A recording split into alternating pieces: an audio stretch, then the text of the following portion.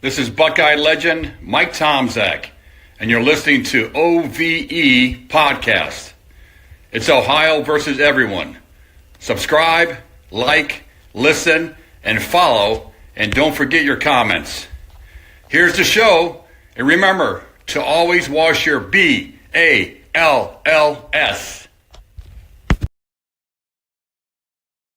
Everyone on this Monday, everybody overreacting to the scrimmage over the weekend. Holy crap, I've lost my mind. The scrimmage, no one looks good.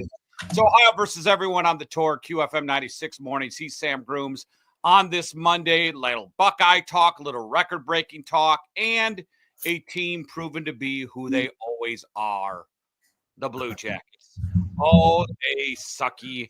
And you have the championship game tonight. And Dookie choke. If there's a white kid, he's on Duke. Yes. If you have a child over 6'7" and he's good at basketball, he's going to be at Duke. 6'9" or better, he's Duke. Hurt at work or in an accident, let attorney Robert Schuerger go to war for you at warforyou.com. What is up, Sam Grooms? What's up, buddy? How are you? Good. How are you doing? All right. Kind of the life of a financial advisor the last few days has been a little upside down. Oh, because of the tariffs? Yeah. Good or bad? Bad? It depends. A lot of phone calls, just talking some people off the ledge, making sure we're kind of understand what it is we're doing and what I think is going to happen because of this. So, what, people want to cash out? You don't cash out when it's low. There are people that are nervous. That's all. Yeah. That's all I'll say. I mean, you typically want to go against the grain when it comes to that. So, part of what I do for a living is knowledge, but a lot of it's dealing with people's emotions and making sure they don't make any rash decisions because of emotion. So just holding a lot of hands right now, which is not a bad thing. I don't say that to be negative, but that's part of the job sometimes. So you think the world's ending? No. So you think listen, I'm not a financial expert, but I think a reset's needed. And I think whenever this settles itself out, it's not like, and I'm not an expert, Sam, but it's not like our goods are already tariffed there. So it's not like they're buying our cars over there because they're already tariffed. Now we put, like France, for example, now we put the screws to them. No one buys our cars there because of the tariffs. Now we put the screws to them on wine and we make them fold. We make everybody fold. We're the top economy. So that's the thing, too. And what I've been kind of preaching is, what the current administration is doing is using its leverage from a economic standpoint on everybody it's got leverage over. Like, everyone's freaking out about the European Union and tariffs going back and forth and no negotiation take place. Respectfully, what does the European Union provide for us that we don't already provide at probably a lesser price or a more efficient cost? Like, I just, it's a lot of people losing their mind when Trump won the election. I saw there was going to be a bit of a pullback or a correction in the market anyway, for a myriad of reasons that I don't really want to get into. But the other thing too, and as some of you guys, as some of the viewers of this show, maybe they are already older and have kind of experienced the ups and downs, or maybe you're a little younger and you're finally starting to put some money away, put some money aside in like a 401k, for example. There are going to be corrections. There are going to be market corrections and recessions all along the way. They are 100% natural, and they need to happen in any kind of healthy economic market. What the problem is you have politicians that never want to have the recession occur under their watch because they get blamed because there's this negative connotation to it. So what they do is they meddle and pick and choose winners in the market and by and large make some of these recessions last longer or drive deeper than they need to, when instead all they have to do is just stay out of the way, let the self-correction take place, and by and large you're going to come out better for it on the long end. So I'll get off my soapbox now. It's not as bad as you think it is. Yeah, by the way, speaking of which, if you do think it's bad, want to sell your home, new sponsor coming up, cashforhomescolumbus.com. The website's up, but it's not ready, so they're not starting. And truth be told, it's my company, so I talked to my boy the other day. We went to the Panthers game. They're still very much interested, so we need to get them on board as well. We do. We got to get it going here. I haven't been paid all year. I'm upside down on this business. That's why I got to make sure that business works. So let's go. Today's poll question, by the way, Alex Ovechkin passed Wayne Gretzky's career goal mark. Which sports record will never be broken? And all the wrong answers are on our Facebook page where we put the poll question early in the morning. So if you want to follow us on Facebook, on Meta, go to the OVE podcast. Go online, by the way, to find all our socials, the OVEpodcast.com. We're going to tackle that in the second segment of the show, but a lot of wrong answers on the sports record that will never be broken. But to be honest with you, Sam, when Gretzky was breaking all these records, I didn't think anyone would even come close to his records. Now, in fairness, Gretzky played center, assisted. No one will ever beat his point streak, right? And you could probably add 100 goals, more goals that Gretzky could have scored if he shot the puck instead of passed the puck. Probably even more than that. If you watch Gretzky in his prime, he was always trying to set someone else up on a spot on the ice to deliver the pass.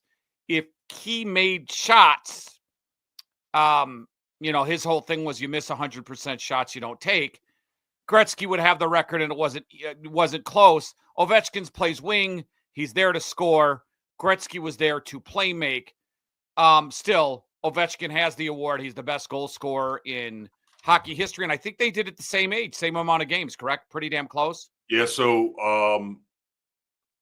Ovechkin was one less game to get to Gretzky's records, and then he broke it on the next game. So in the same amount of games, Gretzky and Ovechkin has one more goal, and he's only got about 1,200 assists more to go to catch him. Yeah, and not even close because of the game that Gretzky played. So kudos to him. I never thought it would be achievable, but you'll see the NFL records go from the standpoint of their 18 game. There's going to be 18 games and you're going to see college football records go the same way because they're not doing it. If you go pure rushing yards per season, it's O.J. Simpson. He did it in 14 games, 2000, right? So all these records are going to be broken because of the amount of games they play. Same in college football, baseball, maybe. We'll see, but there's just some of them, and we'll get to this on the second segment of the program. I just think there's some records that are safe to say they'll never be broken. I think there's plenty of them, but this was I've got an obscure one that is not only one I think will never be broken. It ties into an Ohio team, and it's obscure, and I don't think anybody is aware of it. Is it Wilt Chamberlain banging women on the road? 10,000? It is not Wilt and his still. It is not. Yes. Okay, because that will never be broken. 10,000 women? Never. Well, never. what was his average? He averaged like 50 points a game or something like that. Mm-hmm. Like that's probably a stat that I don't imagine will ever be touched. Never. And the thing is we don't know the competition. If it was 6, 7 white guys or whatever it was in the league at the time, who knows? But it was truly dominating. Him and Bill Russell. Can I ask you a question around Ovechkin? Because I was having conversations with this about some buddies, and I understand you can't compare eras, right? Like even the Jordan LeBron comparison, the game was so different. Can we give a little bit more kudos to Ovechkin because the goaltending has been much, much better than what Gretzky faced? Yeah, I think so. I think the elite goaltenders back then, though, were elite. Patrick Waugh, guys like that. I mean, they were elite goaltenders. I mean, right now you have would you say just one elite goaltender in the NHL? Like elite, truly, he's better than the Winnipeg goalie, probably better than anyone in a category by himself. And then a lot of, but I think you're right from top to bottom. No doubt about it. It's harder to score. It's a tighter league now. Definitely. Bigger, faster players. The pads were a lot smaller back then, and the technique is not near. Like you don't see, if you go back and watch a game from 1982, you're not seeing a whole lot of athleticism out of the goldtending. Let's just put it. No, you're not. They were smaller. A guy like Sean Burke, the bigger goaltenders were rare. You're right. The goaltender's bigger. I think they made the pad size bigger though, right? I think the pads are a little bigger. Yeah, they're bigger than they were then, but they've actually, and I can't remember how many, whatever the year was that the Ducks won the Stanley Cup. Oh, the Paul Kariya team. Was it J.S. Jaguar? Was that his name? He had these ginormous pads, and then the NHL was like, yeah, we need to maybe pull the reins back on that a little bit. Because I remember Ben Bishop, who was 6'7" in his own right, and Andrei Vasilevsky in Tampa, who was 6'5", all kind of had those pads that were increasing bigger and bigger and bigger. And all of a sudden the NHL's like, yeah, maybe we need to pull the reins back on these a little bit. Yeah, it was, the thing is it's faster now too, but the defense though, more involved in the scoring then and took more chances back then than they do now. That's why it's harder to score. You had Coffey, Housley, Stevens, guys I could name defensively that were getting 80 to 100 points a season on a regular basis back then. So I think guys learned how to be more sound, tighten the game. The left wing lock, and I know they try to get rid of the trap and moved away from it, but a lot of it still remains that philosophy in today's hockey of some form of trapping style of hockey is definitely used now to make it tougher to score. Well, think about the rule changes that they've made in the game, taking out the 2-line pass, some of these other rules that they've taken out of the game to essentially increase scoring in the game. So again, you can't touch guys in front of the net now. It's really hard. You could whack the crap out of guys back in the day though in front of the net. It's really hard to compare eras, and I'll take that to my grave. But I think Ovechkin's goals, what he's been able to score versus what Gretzky was scoring on, to me is a little bit more commendable. I don't ever want to knock the great one. Like that's his nickname, right? So I'm not that. Don't take what I'm saying as a knock to Gretzky. But more along the lines of I think people don't properly appreciate or acknowledge what Ovechkin has done in his 21-year career, 20-year, 19-year career, whatever it is in the NHL. Yeah, I think the game's changed though too. I was talking to Rick Tocchet about this years ago, not to name drop, but he's a player, a good one where there wasn't a lot of curve on his stick, and he said in today's game, I would park my ass in front of the net and I'd score 50 goals a year just by being in front of the net. That's one thing from the game where I think a lot of players don't take advantage from because, like I mentioned earlier, you're not allowed to touch guys. They'll call penalties. They used to cross-check the crap out of guys if you were in front of the goalie. You're not in there. A guy can cherry pick goals just off rebounds if he was physical enough. And you see certain guys in the league do it, but that's a lost art of a big 6'3", 6'4" guy, 225 pounds, stationed in his way. I'm going to park my ass in front of the net, especially in the power play, of willing to, hey, I might take a deflection, I might take some shots, but I can have that stick there, get some rebounds and score. It's kind of a lost art in today's NHL where the game's just different. The game's harder to score. Everybody's athletic. Everybody's bigger. In the off season, guys they train differently. They take care of their bodies more. It's just a different game. And I guarantee you the guys in the Gretzky era, the guys in the Guy Lafleur's and the Gordie Howe's probably say this. The Bobby Orr said the same thing about the Wayne Gretzky era. Yeah. I mean, think of Eric Lindros, who was considered just an absolute behemoth monster of a man in the game in the 90s. He was 6'5", and he was probably a solid 230, 240. There are guys in the league now that are 6'5", 6'7", and it's almost a minimum. Go look at any blue line across the NHL, and I would imagine those guys are by and large averaging just as big as Lindros was. So the game has completely changed. You're absolutely right. And not only are these guys big, they can skate and they're athletic with, a couple of exceptions here or there. Yeah, exactly. You had the scrimmage, Sam, the Student Appreciation Day. Do we have a quarterback controversy on our hands? Now, maybe it's because there are 87 million Buckeye podcasts. Maybe because there are Bucknuts, 11 Warriors, school, whatever the website is. I know Menace to Sports has one. There's all these websites out there, right? And maybe this fan base might overreact more than I've ever been around in my life. Browns fans they are there too. They're in the running too. But I think this fan base, Sam, and we're talking to Ryan Day on the show tomorrow at 7:05. But I don't think people realize if the offensive line looks good, then the defensive line's going to look bad. If the corners look good, the quarterback and the receivers are going to look bad, right? If the offensive line looks good, the running game's going to look good, and they say we can't stop the run. It's a tick for tat thing, folks. If one side looks good, I'm going to ask this about Ryan Day. If one side looks good, the other side looks bad, and everybody loses their freaking mind about this. Didn't Devin Brown scrimmage Student Appreciation Day outplayed Will Howard for one? I went to a scrimmage the year 2007, and it was the Todd Beckman year. They went to the championship game and lost to LSU. This was a private scrimmage where it was only alumni and media members. And I think it was Antonio Henton. Is that the kid's name? Henton. He didn't look great, but he was way better than Beckman. And Robbie Schoenoff was better than Beckman. The quarterbacks looked horrible. And they ended up going undefeated to the LSU game. So I think we are overanalyzing a scrimmage when certain guys weren't playing, certain guys are moving positions, certain offensive linemen are playing left guard, right guard, tackle, all over the place. Folks, it's a scrimmage. And it seems maybe it's this day and age of social media, because you see it now in politics, where people lose their mind over everything and have to hit social media and have a voice. I get it. Everybody wants to have a voice. But my God, people here, there's a reason why the Buckeyes told Devin Brown to, hey, go transfer. There's a reason why Ryan Day had Julian Sayin ranked so high. There's a reason why they wanted him from Alabama. Don't overreact. But my question is, Sam, transfer portal has been talk about depth on the defensive line. Does this Buckeye team need a veteran quarterback? Do they need to hit the transfer portal? Because I'll ask Ryan Day, are you happy with your quarterback room? So I to answer your question, if the right fit is there, if you've got a talented guy that's out there that you can add a little depth to the room, I don't know why you wouldn't do it. But I guess to go along with the more grand point that you're trying to make, think about this. Every football program right now is considering whether or not they want to do a spring game because they don't want to showcase their talent in order for them to get poached by another program.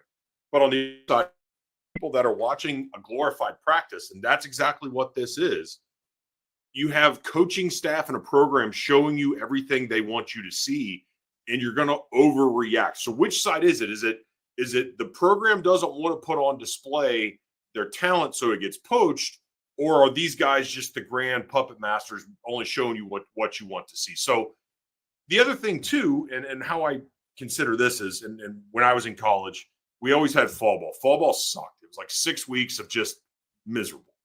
And this is kind of what Ohio State football program is going through right now in the spring, where everything they're going to do is they're going to do some install. They're going to get the basics of the program. They're going to teach everybody how to go about their day as a Buckeye, or reiterate if they've been there for a couple of years. But what they're really going to do is just break you down so that they can build you back up, either at the end of the spring, during the summer, or in the fall practice, summer practice leading up to the season. They're going pretty much everything you do is not going to be right now. Now, what they are trying to do is, again, even if you're on the upswing, even if you are performing well, they're going to tell you that's not good enough. You don't think Jeremiah Smith right now is being coached pretty hard? You don't think Caleb Downs is not only being coached hard, but then also coaching some of the other, his room and some of the other guys on the defense hard? This has got to be the biggest suck part of any kind of being a part of any kind of major college program, is when you're in this period where you're going through all these practices, you're going blood, sweat, and tears, you're doing all these real hard workouts, and you don't have Saturday as your reward. So what they're going to do and what the coaches are going to do is everything they're pretty much going to come out and say, and it's all going to be very cryptic. But if you ever go back to and look in past years, they almost always say the same thing. So do I think Ohio State has a quarterback issue? No. We should probably be pretty happy that Kienholz is showing a pulse, that he's able to come out here and compete with a guy that's an uber talented guy. So like you said, if the offensive line looks good, that's because the defensive line doesn't. If Lincoln Kienholz is looking good, it's compared to what? And that's compared to, in this instance, Julian Sayin. So do I think Lincoln Kienholz is going to be starting against Texas at this point? I do not. But what I would say is it's a good sign for the program that you've got a guy that's maybe showing some signs of life. Yeah, you know what? I just wrote that down, too. You're 100% right with Kienholz, because the last time we saw him was Missouri, and I don't blame him for that game. He was a freshman quarterback that was getting blitzed. We couldn't pick up the blitz. We were getting destroyed offensively. He didn't have time to do anything, right? The game plan was not, our quarterback, Kyle McCord, took his ball and went home. What a coward, by the way, to quit on your team and not finish the job. I hate that. You're the quarterback of a one-loss team and you take your ball and go home. You could have transferred after the bowl game. What a coward to put his school in that kind of situation. Enjoy the 5th round, dude. As I wear my Syracuse hoodie. I have nothing against the person. I just don't like quitters. When you quit on your team, you finish the job. So Devin Brown was in an impossible task. He gets hurt. Kienholz, we saw how bad he was, but you're right, Sam. It does show us, if anything, that we got a suitable backup if we don't go in the transfer portal and pick up a veteran. Listen, if Ryan Day felt like, my quarterback room's in trouble, you don't think he makes a call to Brian Schottenstein and Cardell Jones and say, hey, 1870 guys, and go, hey, I need a veteran quarterback. Like, bad. This situation's bad, guys. You don't think those guys are going to contact someone's uncle or an agent or a family member and say, hey, Ohio State needs a quarterback and we got $1 million ready because we're really concerned. You don't think if Ryan Day, you don't think they don't want to go back to back, right? So if they really needed a quarterback, they would get one and they would bring one in. So it'll be interesting to see if they do that. I don't think they do. I think they like what's in the room. Our quarterback's going to miss passes. Absolutely. Our guy's going to get a little nervous. Yes. The one advantage that the one disadvantage we have is we're going to be starting a guy for the first time, no matter who it is. I think it's Julian Sayin. And they have Arch Manning, who's played a bunch of games, and they're going to be ready to go from that standpoint. But, I mean, I don't overreact to this. If anything, it'll motivate Julian Sayin to get better. They're not running the same plays they normally would, Sam. It's not the same personnel they would normally run. Caleb Downs really isn't playing. How much do you really need to see from different guys, right? Mm-hmm. So I don't know. I look at it and I say major overreaction if you think that, oh my God, what was me on the quarterback front, right? I mean, Jeremiah Smith's going to be Jeremiah Smith, but in this spring game showcase one, I don't know if Caleb Downs is playing. I'll ask Coach Day tomorrow because he's got a nagging injury. But I wouldn't even play Jeremiah Smith. You're good, Jeremiah. Sit on the sidelines and let the freshman guys go. There was a bunch of players I wouldn't play. And that's the thing. Ryan Day was interviewed today, had some media availability. I think it was like 11 o'clock earlier. But more or less, you've got a bunch of young guys that need to play. Like you said, you know what you have with Caleb Downs. You know what you have with Jeremiah Smith. You don't need to put those guys on display. But you've got a bunch of guys, including your quarterback room, that need to have actual reps. And I think, to your point, too, I think the issue we're dealing with right now is it's Ohio State, and it's the most important position in all of sports. It's quarterback. There is some uncertainty with quarterback coming into the season after winning a national championship. Guess what? People were uncertain last year. People were uncertain the year before. People were uncertain when C.J. Stroud walked into the room. So I understand, I guess, where the fan base is, but you also have to understand, I guess, the mind games, the psychology that's going on with the program right now. Ryan Day does not have to name a starting quarterback after spring practice. I don't think that was ever his intent. I think he wants to come out and see if iron sharpens iron. I think he wants to see if Julian Sayin is going to be the one that rises up and takes the bull by the horns. That's the thing. I think we know who the starter is, though, right? I think they do too, but he's not going to come out and publicly say that. No, because that eliminates the competition. Let these guys run. They're big boys. They know what's going on too. Like let's not get it twisted. These guys know exactly what kind of mind games that are going on potentially in the media when Ryan Day says something or your position coach says something, if it's cryptic or not.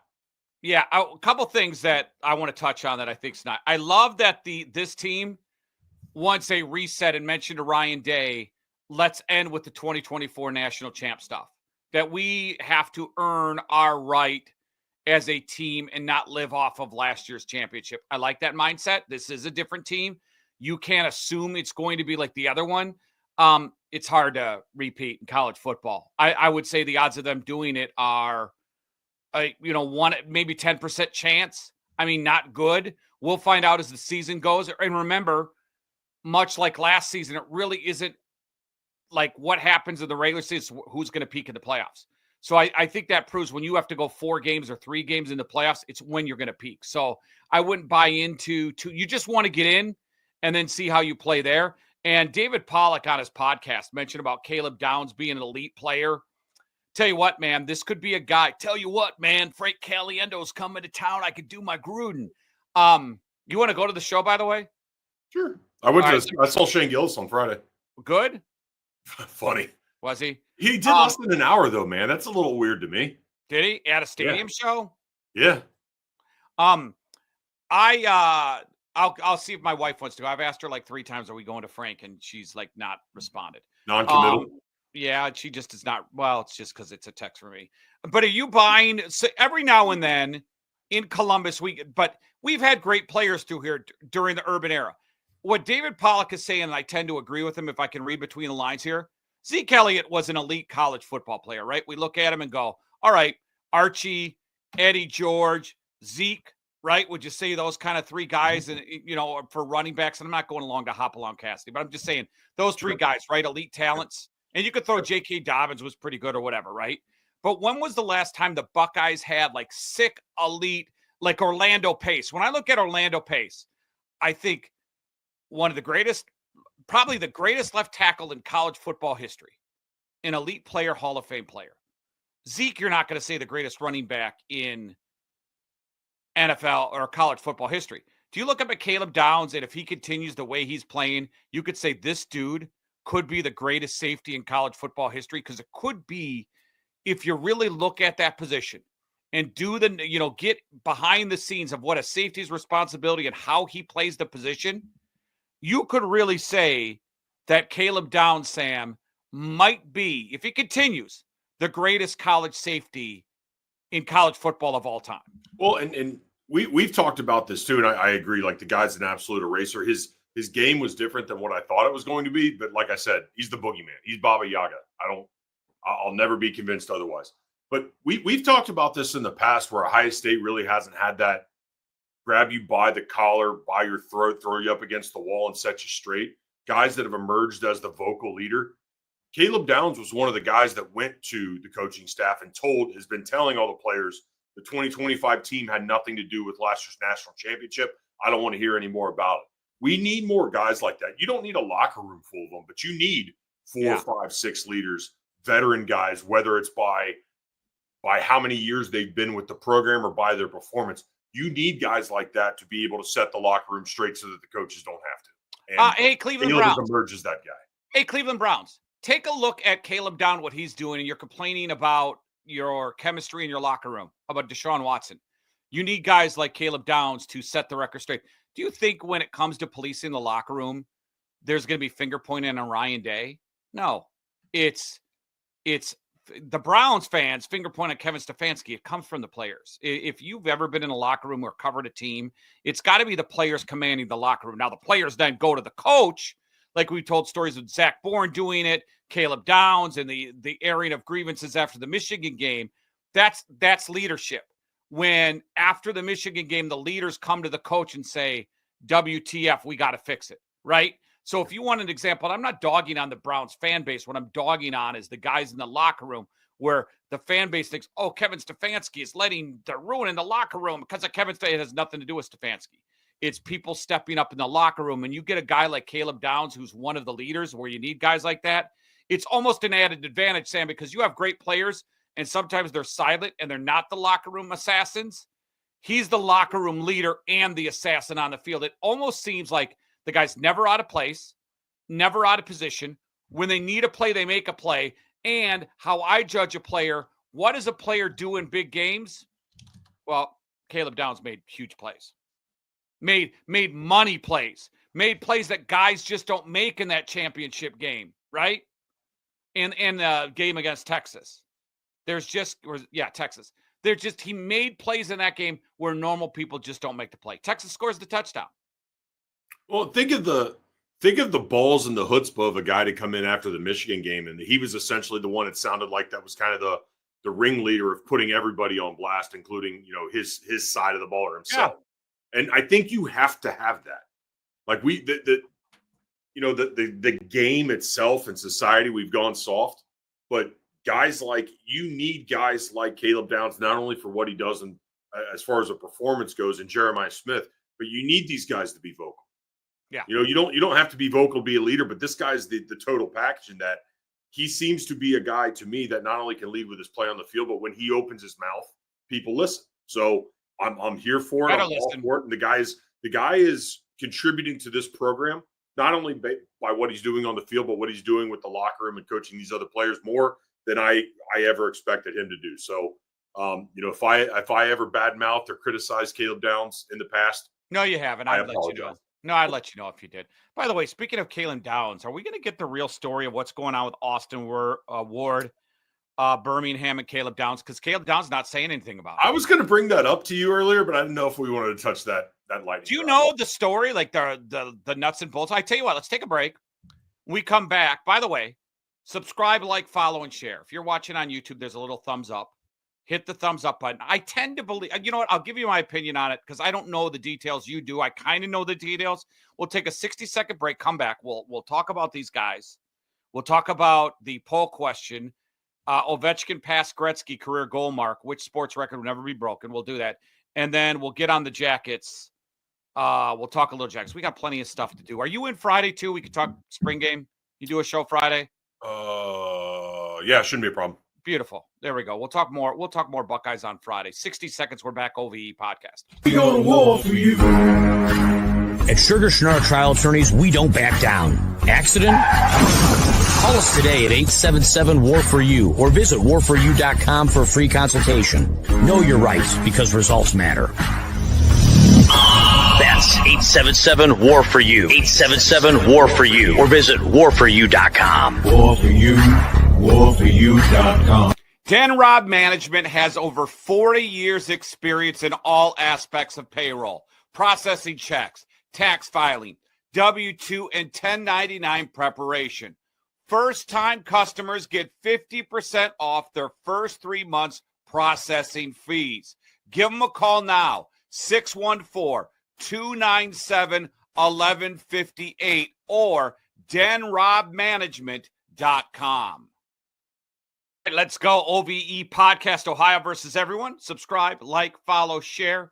Let's get those algorithms going. If you got a comment, leave it in the chat. I'm the Torg for mornings, QFM 96.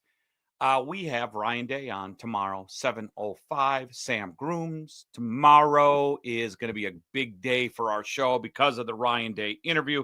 And then they reached out to us was the cool thing because Ryan's our guy. And thank God I never questioned Ryan Day's job. I wasn't a fire Ryan Day guy. I wasn't a fire. Like someone I know. He would like come someone I know. He would come in. No, I said he was not able to get over the mountain. And I was wrong. Absolutely wrong. But I'm going to still need to see stop. I need to see. He needs I'm going to need to see it. Stop. That's your best. Crown the man. Hey, he goes out and just thumps Michigan this year. Crown the man. I won't be able to say a bad word about him ever again. You're unbelievable. Guy wins a natty and he still needs your approval. Oh, he doesn't give a shit about my approval. No, he doesn't. I mean, like like you said, it's a good thing you didn't badmouth him or say call for I didn't. Because he would answer the phone and be like, Torg, what did you say? I can't hear what you said about my job status over the shine of my national championship ring. Sometimes I get lucky. I'm going to remind him too. I'm going to tell him you're in a safe space. No one on this show wanted you out. No one. He's in a safe zone. Then you should say Jerry wanted you here because you can't beat Michigan. Yes, of course. But I don't want to do that to the guy. Hey, fill everybody in. If the 11 Warriors guy, Austin Wars, Jeremy Birmingham, did they get fired from 11 Warriors or just the podcast? So they were fired from the podcast. Okay. I've been kind of disconnected from the sports world. And this kind of gossip stuff, I don't like it either. It's not my thing. Some of these beat writers and some other individuals with podcasts seem to like to go at each other. I don't know either of these guys. I do know that Austin Ward seems to be kind of a dick. Based upon what I'm told, I've never met the guy, but I've also heard that Jeremy Birmingham is a pretty nice dude. I think they're talented guys. I don't know them. I think they're talented. I don't know them. Okay. Yeah. But my understanding is and how this kind of ties in with Caleb Downs is a little weird to me. What I basically saw or have read is that Berm and Austin Ward somehow negotiated an NIL deal with Caleb Downs. They were acting kind of as a conduit between Caleb Downs and this sponsoring organization. My understanding is Berm and Austin Ward gave Caleb Downs $5,000 and pocketed $15,000 because the NIL deal was supposed to be worth, I believe, $20,000. When this news kind of broke, those two individuals have been fired from the podcast, which is that an 11 Warriors or is that like a Bucknuts or 24/7? Yeah, I think it's an 11 Warriors. Okay. So these individuals were fired, and there's been some, not necessarily some shots fired, but essentially saying that Austin Ward, none of this is true. he has receipts, and there will be some repercussions for this. They filed a lawsuit. Haven't heard a word from Ohio State. Have not heard a word from Caleb Downs. So this is kind of one of those situations where, again, I try not to get into the caddy crap. Yeah. This is one of those situations where I'm kind of sitting back with the popcorn and watching, because I tend to think my thing is this, and I'll let you have the floor. If you're the organization of the podcast and you fire these guys, you have to have cause, right? You have to have a smoking gun. Well, then Austin Ward comes out and basically says, we have receipts. This isn't true. Oh boy. Like, we got a little bit of a shootout at the OK Corral kind of thing going here. So it's, whose evidence is going to be better, or, what exactly happened? I think everyone's kind of sitting there wanting to know. I think it could be interpretation of the rules, right? Where, like, I find it hard to believe these guys are guilty when Austin Ward is defending himself like that, publicly saying it, right? Exactly. He's coming out there. I don't know why a guy would lie like that just to get the heat off for a few days. You know what I mean? Because it'll compound worse if he's lying. You know what I mean? The animals on social media will come at you. Now, I could stay off social media. I could care less. But he's in a business where I think that the big part of his business is social media and interacting with people and reporting news, right? I think both of them are like that. So I find it hard to believe a guy would come on social media and say, I didn't do this. And if he did, but on the other hand, like, you're right, you're firing guys from a podcast. So there's got to be some type of cause. And I saw over the weekend, they did file the lawsuit. Mm-hmm. So, and one of the things too, and one of the criticisms, I guess, of Berm and of Austin Ward is essentially they are kind of in the back pocket of Ryan Day. So anything that Ryan Day wants to be reported or anything that he wants out there, they're the ones he go to. So I'm in Ryan Day's back pocket too, by the way. From a career standpoint, you wouldn't fit in Ryan Day's back pocket. From a career standpoint, these guys would literally be shooting themselves in the foot if this actually transpired as alleged. So I don't know, man. Like, this just seems like the podcast wouldn't make the firing for cause unless they had proper cause. But then Austin Ward wouldn't fire back and say, listen, man, we got receipts. None of this is true, and fire a counter lawsuit. So, we'll see. It'll probably get not pled down, but basically brokered out, and they'll come to some kind of agreement. Nobody ever hear anything about it. Yeah, I agree. Well, you know what it is? There's a niche community, and it's bigger here. I told you when I was talking to another podcaster about this like a year ago. We were chatting about how, like, what city in the country can you have, like, honest to God, like 20 podcasts and, Bucknuts and 11 Warriors and Land of the Great and Holy, whatever the heck, whatever. No one but Ohio State. So there's an inner subculture of people who listen to all the podcasts, follow along, go to the message boards, know the rumors, know the players. Someone said to me about, when I posted like, hey guys, keep your head. I never want to see anyone in my industry lose their job. So I tweeted them, keep your head up. And someone said, Torg, bad take. Fred Mahomes is the newest, hottest guy. I don't even know who Fred Mahomes is. I thought he was related to Patrick and he's some OSU insider. I don't know the inner workings of who I know. And I talked to my guys and my guys who are in the Woody, who I talk to Zach and different guys like that. And you have a few connections, and I talk to former players, and that's what I do. I don't go to message boards. I don't try to get my info on the internet. I use my eyes. If I really want to know something, I'll text a couple people and find out, but I'm not into breaking news. I give an opinion of what I see. And I think there's this subculture, Sam, in Ohio State, where it's these breaking news and I'm involved and it's the inside. And it's like, if that's your thing, cool. I mean, I don't really care. It's just like you. I'm not in that culture, and I don't know. I just don't like to see media guys lose their jobs. No, and yeah, two things can be true, right? That Mahomes guy could be the next best thing coming up, but it could also suck that two guys just lost their job. Both things can be true. It's possible. There's enough. Yeah. Listen, we have a podcast. We're sitting here right now. There's obviously enough space for all of us. So, you never want to see anybody lose their job. I know Ward has kids or a kid, so that's never a good thing. So let's just see how it plays out. And it is very curious, though, for sure. I don't even like talking about it, but it is in the news, and we do talk what's going on in Ohio sports. So, I mean, it is what it is. And I wish everybody, Caleb Down, you get yours, and guys, listen, Austin, I know works at the Fan a little bit. I know they still have the 11 Warrior stuff, so I don't ever want to see anyone lose their gig. Sam, poll question: Alex Ovechkin passed Wayne Gretzky's career goal mark. Which sports record will never be broken? Go. So I like to baseball stats astound me. Like Chris Drew and I have a a back and forth of just absurd baseball stats that you're never going to even think are possible. So I want to hit you with 3, one of which may not mean anything to you or to the chat, but it does tie into Ohio. First and foremost, Cal Ripken Jr.'s consecutive start. Like, I don't think that's ever going to get sniffed. Like, that, there's no chance that ever gets touched. I think you might get 1,000. I think you might get a guy like 1,000, maybe. The game has changed so much. It's just never going to happen. Weird things happen. People get sick. Maybe you're boinking somebody else's wife and the team has to say there's an electrical outage for you to keep your streak going. I don't know. But I think that's one that's never going to be touched. Johnny Vandermeer throwing 2 consecutive no-hitters in 2 consecutive starts. The reason why I think that will never be broken is because you don't have to throw 2 in a row. You have to throw 3. No chance that happens. And the last one, the Cincinnati Reds currently have an active streak in Major League Baseball.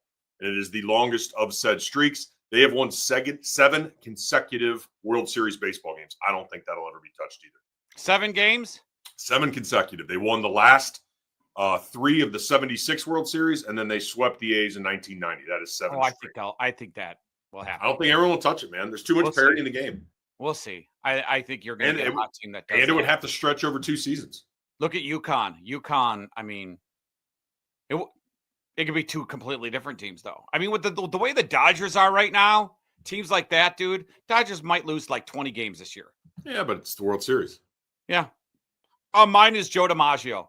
I don't think anyone's going to get 56 games. And Cal Ripken, I think they're both are untouchable streaks. I think there's plenty of them. I think NFL will never have a streak, right?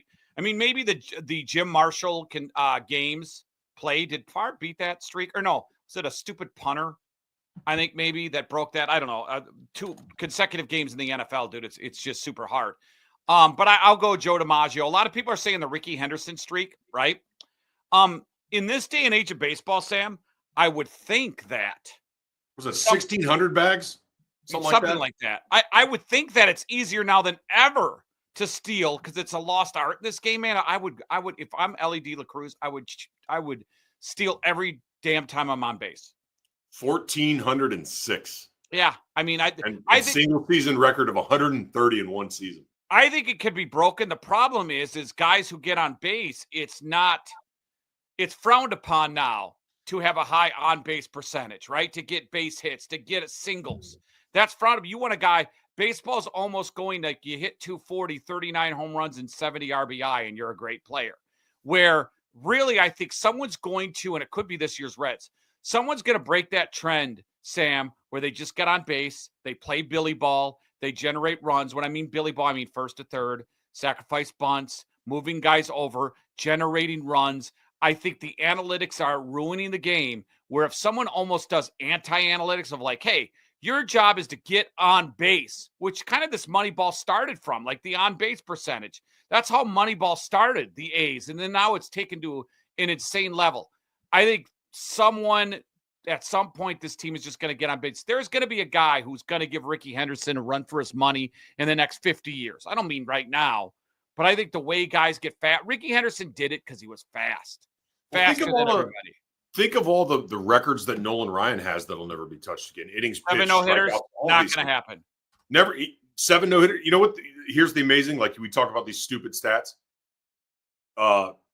Nolan Ryan never won a Cy Young Award. I was just going to mention that. 7 no-hitters.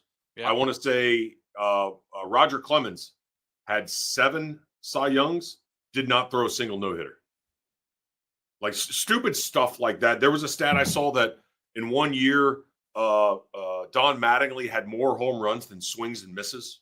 Like, It's just absurd stuff you never thought would – and you talk about eras and how the game's changed. Like, baseball has changed so much.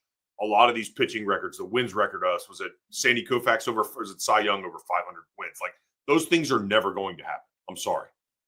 Especially with as hard as guys throw today. It's just something that's not going to ever happen. A couple of them on social media in the chat here. Pete Rose all-time hit record. Cy Young's 511 wins. That is so weak from the standpoint of, I don't know. I mean, but you would talk about, again, it's not just the amount of wins, but go back and look at, he's throwing complete games. He's not coming out in the 5th because he threw 85 pitches kind of thing either. Yeah, true. Good point there. Ricky Henderson's all-time stolen base record, like we mentioned.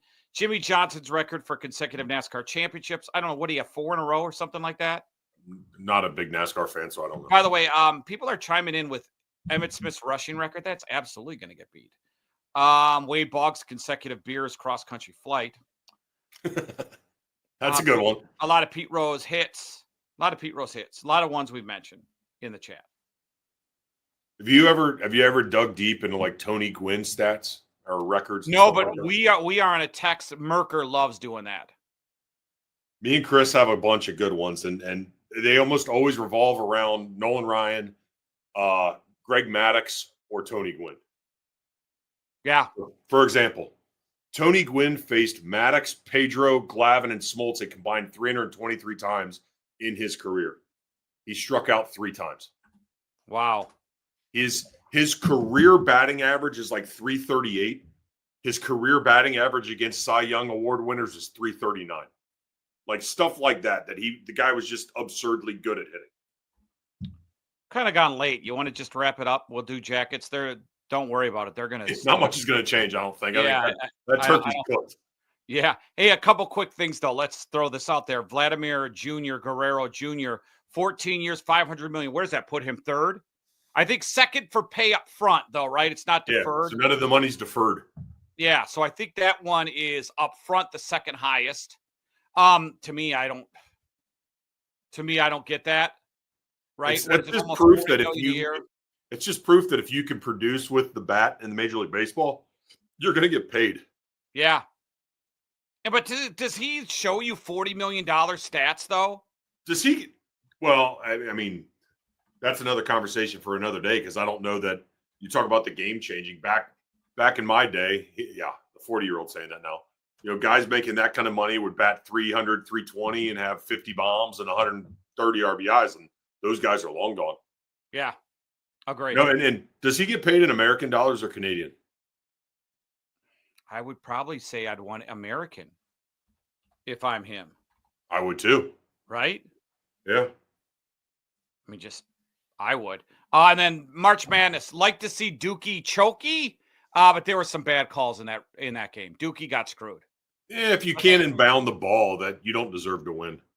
Yeah, I like Dookie choking. The sport's better when Duke loses. Do you think anybody's going to watch this game tonight? I bet you it's going to be the lowest ranked game in years.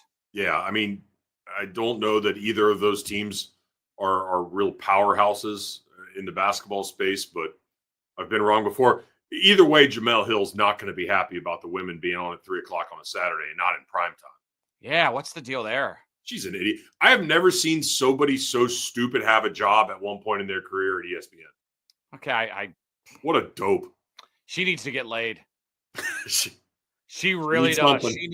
She needs to get railed. Like, seriously, man. I bet you she probably hasn't in her life.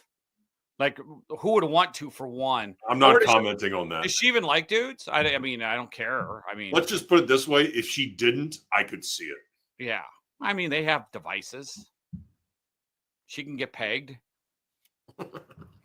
She can do the pegging. Just exactly. Oh, she has. I guarantee you she's pegged a dude. Guaranteed, dude. Guaranteed. Guess what I didn't have on the bingo card for Monday? Yeah. Pegging. Yeah. Oh, boy. All right. Let's end the show before I get myself in trouble. All right. We're back Wednesday. I think we're back Wednesday. BJ's been out of town at a cheer competition. I think we're back Wednesday. I am trying to get I'm not name dropping here. I'm just trying to get a former Buckeye on our show who's been forbidden to do our show. So I'm going to lunch with him tomorrow, and I'm trying to get him on the show. I think you know what I'm talking about. Is this the one that's making some changes? Yes. It's been like a year, and this guy's like fought to like come on. And I go, dude, don't even fight about it. It's not that big of a deal. But I'm going to check on him to come on the show again. If he does, let me know, and I'll try to show up. Oh, 100%, dude. We're doing it, me and you. So Wednesday wrestling. Thursday, I'm not sure about. Friday, we're back. We got to do spring games. So you can count on 3 days this week. We're doing at a 50. We're doing like at a 60% clip here. So I know people have criticized, like, do more show. I get it, man. I want to do more show too. I'm just underwater. I'm not making money. Like I had a conversation with Zach this week, and I go, dude, we got to get the numbers, or something's going on here, because I'm like looking at my company, I'm losing money. I can't have that. All right, we are, but I don't mind doing it. I enjoy, like I've told you a million times, I just like doing this. It is a nice vent. It is, for sure, isn't it?